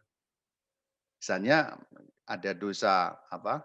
Menghakimi, ya, berbohong. Berbohongnya itu sekarang canggih loh, makin macam-macam. Dalam kerangka tertentu, kalau kita bikin hoax misalnya, itu juga kerangkanya kan berbohong sebenarnya. Jadi esensinya nggak berubah. Saya katakan terikat konteks ruang dan waktu itu dalam bahasa gampang bungkusnya. Tapi ada banyak esensi-esensi dalam Alkitab itu yang tidak berubah tentu saja. Nah gitu. Esensinya nggak berubah, tapi cara menyampaikannya bisa berubah. Alkitab, karena itulah Alkitab berlaku abadi. Jadi penyembahan berhala contohnya. Dosa modern itu banyak penyembahan berhala. Yang konteksnya bukan dalam arti nyembah kayak zaman dulu patung lembu emas, nggak begitu. Nggak begitu. Berhala zaman sekarang itu bisa macam-macam loh. Ketenaran itu bisa menjadi berhala baru. Pemujaan tubuh, pemujaan fisik berlebihan itu menjadi berhala baru. Medsos itu bisa menjadi berhala dalam arti tertentu. Itu kan berbeda sekali dengan konteks pada waktu itu, tapi keberhalaannya sama. Jadi sebenarnya begitu. Bentuk luarnya yang berbeda, tapi esensinya sama. Demikian. Oke. Aku lanjut baca pertanyaan. Rama, bagaimana memahami frase Allah pencemburu dalam konteks ruang dan waktu yang tepat? Bagaimana relevansinya dengan masa sekarang? Ya. Allah pencemburu sebenarnya tadi dalam arti kasih dan setia, kesetiaan sebenarnya. Jadi kalau ngomong Allah pencemburu itu konteksnya kesetiaan. Bukan berarti Allah itu kayak tante-tante galak gitu, enggak ya. Tapi ketika mengatakan Allah cemburu, itu yang mau dikatakan justru kesetiaan Allah itu. Kan Allah begitu setia, kamu jangan selingkuh. Nah gitu. Selingkuh dalam arti iman itu kan berarti menyembah berhala. Itu yang terutama, menyembah sesuatu yang bukan Allah. Atau menggeser kedudukan Allah dengan yang bukan Allah. Ya kita mendahulukan itu kan lalu menjadi berhala. Sesuatu yang kita dahulukan di atas Allah itulah menjadi berhala. Itu berselingkuh ya. Konteksnya itu. Jadi kesetiaan menyembah Allah, tidak mengganti dia dengan sesuatu yang lain. Itu kan cemburu kan dalam arti begitu ya. Jadi ketika membahas itu sebenarnya yang mau dikatakan setialah kamu selalu. Seperti Allah juga setia. Nah itu konteksnya itu. Begitu. Oke. Bukan seperti tante-tante galak ya. Ya kok ngeliatnya ke Ci Shirley? Kok auto ngeliat ke Ci Shirley? Oke, aku lanjut baca. Mengapa Allah Yahweh digambarkan jahat? Selama ini saya menjelaskan ke anak-anak saya bahwa Allah yang sebenarnya adalah Allah yang kasih. Di Perjanjian Lama, keberadaan Allah digambarkan oleh manusia. Perjanjian Lama mempunyai sifat selayaknya sifat manusia. Hal ini disebabkan oleh keterbatasan manusia saat itu. Banyak kejadian di Perjanjian Lama yang dicocok-cocokkan sehingga seolah menjadi suatu kebenaran. Mohon tanggapannya Romo. Wah ini sudah penjelasan seluruhnya tadi dong sebenarnya. Saya sudah jelaskan tadi itu. Ini kan mengulangi pertanyaan, mengulangi penjelasan saya dong ya. Sudah saya jelaskan tadi itu. Berarti jawabannya nanti ditonton lagi di YouTube channel kita ya, karena ini akan diupload. Iya. Ngomong-ngomong soal YouTube channel, tadi juga Rama ada sebutin Katkit, jadi itu YouTube channelnya Rama Bayu. Katkit, tadi aku udah ketikin sih, jadi bisa coba dicek di kolom chat. Katkit, bukan KitKat, Bukan itu KitKat. ada break, ada KitKat coklat. Ini dibalik, Katkit, kata Katkit, kese iya. sedikit. Nah itu YouTube channel Rama Bayu. Jadi kalau mungkin tadi mau mendengarkan bahasan yang lebih komplit, yang tadi Rama Bayu sebut, 8 jam tadi Rama Bayu katanya durasinya. Yang mengenai Alkitab 8 seri itu kira-kira 8 jam, tapi dibuat serial 1 jam kira-kira begitu. Itu seluruh Oh. Alkitab. Tadi yang saya promosikan bagian itu. Oke. Queen, Bene juga dipromosiin dong. Benediktus juga punya YouTube channel. Tadi kan udah sebelum. Ini juga. Belum dong, nggak tahu Rama kan? Karena dapat mandat demikian, jadi YouTube channel kami dari Tante-Tante Galas kasih perintah untuk mempromosikan YouTube channel Benediktus juga, khususnya mungkin buat Bapak Ibu teman-teman yang malam ini baru pertama kali join, karena dari kita punya sharing dari guest speaker yang sebelum-sebelumnya, atas persetujuan mereka juga pastinya ya, kita sudah upload di YouTube channel Kombas Benediktus. Ci Shirley, Tante Galas, boleh tolong diketik Oh, kita jadi punya begitu? YouTube channel. Kok jadi nempel? Aduh, oke. Tolong diketik. Jadi Bapak Ibu teman-teman yang mau lihat video-video sharing dari guest speaker kita sebelumnya, dari dengan tema-tema kami sebelumnya, bisa cek di YouTube channel kami ya, yaitu Kombas st.benedictus. Kombas st.benedictus di YouTube channel. Tapi Katkitnya juga jangan lupa ya, dicek juga ya. Oke, aku lanjut ke Dicek pertanyaan. Kakak. Ini sama-sama Kakak. Ini aku mau baca pertanyaan terakhir. Di sini sih di chat pertanyaan terakhir ya. Tapi kalau misalkan Bapak Ibu teman-teman mungkin ada yang mau unmute mic kalian terus langsung mau nanya juga silakan. Monggo. Aku bacaan pertanyaan terakhir. Malam Rama, sejak zaman Menara Babel diserahkannya manusia, adakah manusia selain Yahudi menerima wahyu Allah? Misal di saat yang sama dengan peristiwa di Perjanjian Lama, di Asia mungkin ada manusia juga. Apakah wahyu juga turun pada mereka? Apakah konteksnya sama atau berbeda? Dan apakah ada hubungannya dengan partikularitis Nabi Yoel? Ya, ini menarik dibahas ini. Ini kan sebenarnya pertanyaan kemudian juga nanti mengerucut pada berarti agama-agama lain juga menerima kebenaran kan gitu ya. Nah, ini menarik ini. Apakah wahyu Allah juga disampaikan kepada manusia lain, bangsa lain, suku lain? Yes. KGK meyakini itu. Namun begini, wahyu Allah itu disampaikan kepada bangsa-bangsa lain, kepada manusia lain, juga manusia seluruh dunia. Itu pertama-tama dalam bentuk wahyu natural, alam. Jadi melalui alam, manusia-manusia dunia itu bisa mengenal siapa yang menjadikan alam semesta ini, siapa yang mengatur. Meskipun kemudian di dalam pemahaman bangsa-bangsa yang lain itu menjadi tidak sama satu dengan yang lain. Maka penjelasannya bisa berbeda-beda. Tapi mereka juga diberi wahyu, yaitu wahyu natural, wahyu alam. Wahyu alam diberikan kepada seluruh manusia. Hanya memang menangkapnya berbeda-beda. Itulah yang menimbulkan kepercayaan-kepercayaan yang berbeda-beda, agama-agama yang berbeda-beda. Karena wahyu Allah yang berupa wahyu natural, alami itu ditangkap berbeda dalam konteks mereka. Namun kita yakin bahwa kepenuhan wahyu ada di dalam Yesus Kristus. Jadi bahasa gampangnya, saya pakai bahasa agama ya. Agama-agama lain itu juga punya percik-percik kebenaran, meskipun tidak dalam kesempurnaan kebenaran. Atau bahasa gampangnya, saya Jepangkan, kepercayaan lain, agama lain juga memiliki kebenaran meskipun kebenarannya itu bercampur dengan kesalahan. Kenapa ada kesalahan? Karena persepsi daya tangkap manusia-manusia yang berbeda. Kalau pakai bahasa gampang, kita yang percaya kepada Yesus Kristus, wahyu Allahnya murni, 100% beras. Saya pakai bahasa kiasan. Kepercayaan yang lain, ada berasnya memang, tapi ada yang kecampuran kerikil, ada yang kecampuran dengan rumput kering, ada yang kecampuran dengan domba, dan lain sebagainya. Ada berasnya memang, tetapi kecampuran macam-macam.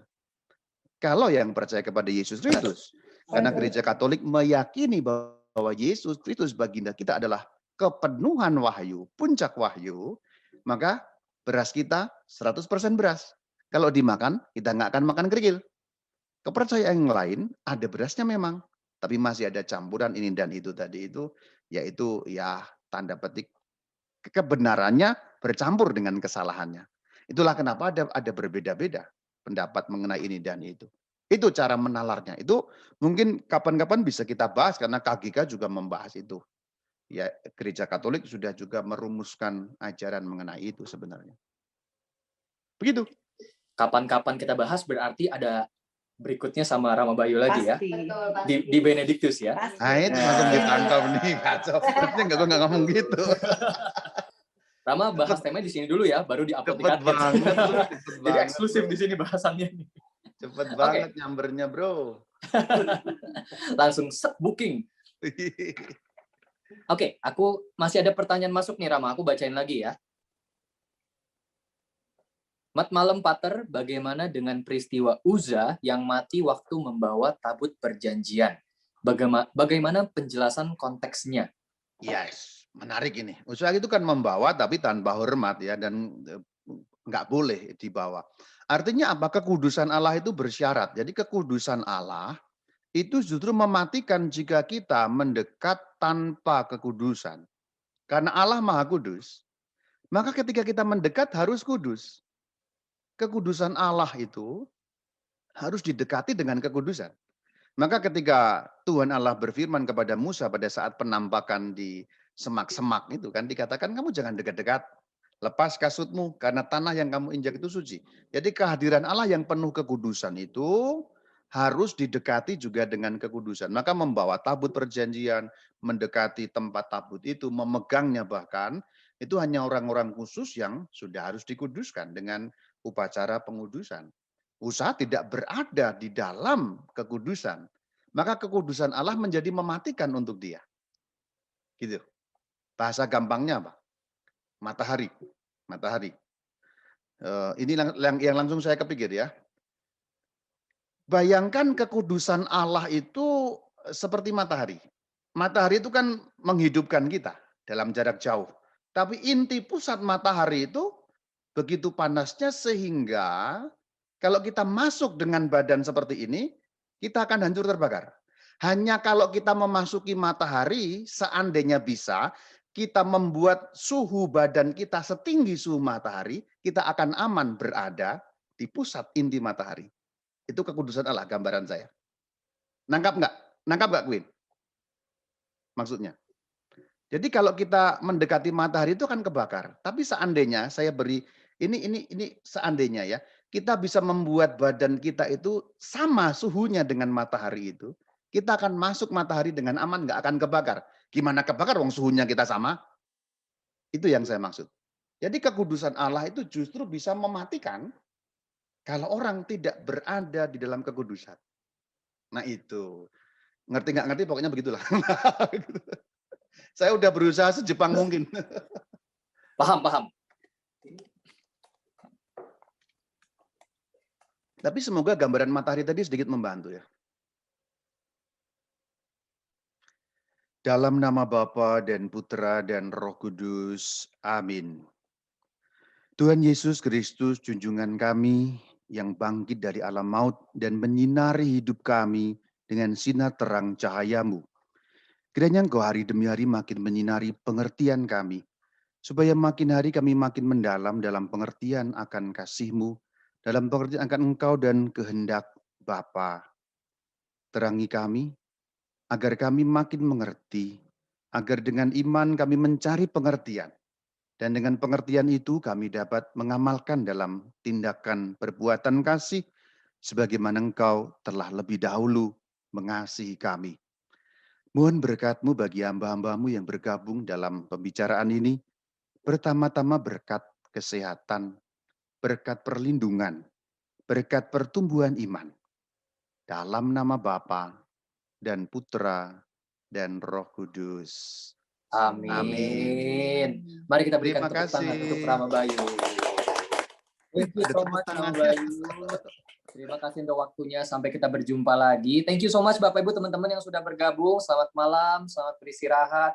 God Terima bless you all. kasih. Sampai ketemu minggu depan. Sampai ketemu minggu depan. Nah, Sampai boleh buka ketemu. mikrofon ya. Thank you, Selamat Rama. malam semuanya.